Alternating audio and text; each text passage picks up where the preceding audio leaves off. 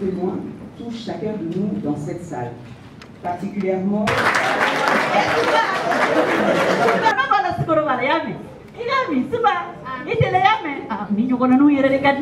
De nombreuses études réalisées au Mali font état de près de 150 000 filles travailleuses domestiques rien que dans la capitale Bamako.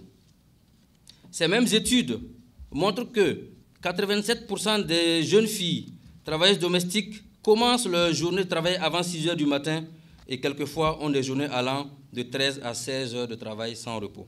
Que 65% d'entre elles ont une rémunération mensuelle de moins de 10 000 francs et que juste 19% gagneraient plus de 10 000 francs.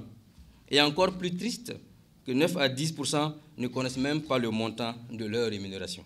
Car la triste réalité est que dans la grande majorité de ces filles travailleuses domestiques, la question du contrat et des engagements reste presque une nébuleuse. Parmi les filles introduites dans le cadre de cette étude, il a été reporté que 42% d'entre elles sont confrontées à des risques de violence verbale, plus d'une sur 3 exposées à des risques de violence physique, grossesse indésirée ou quelquefois de violence sexuelle.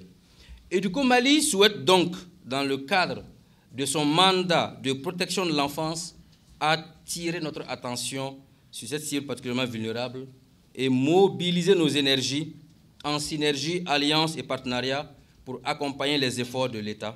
Le sujet est important et pertinent. Il est d'actualité car de nombreux enfants souffrent encore de nos jours dans nos maisons, quelquefois dans un silence coupable.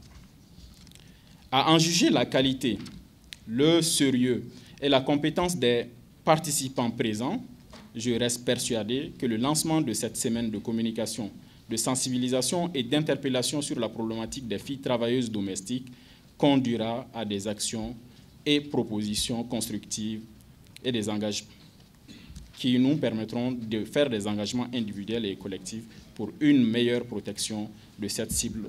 Il est important pour moi de remercier l'ensemble des structures qui œuvrent pour que les expressions travail des enfants et maltraitance des filles travailleuses domestiques ne soient que souvenirs dans les jours à venir.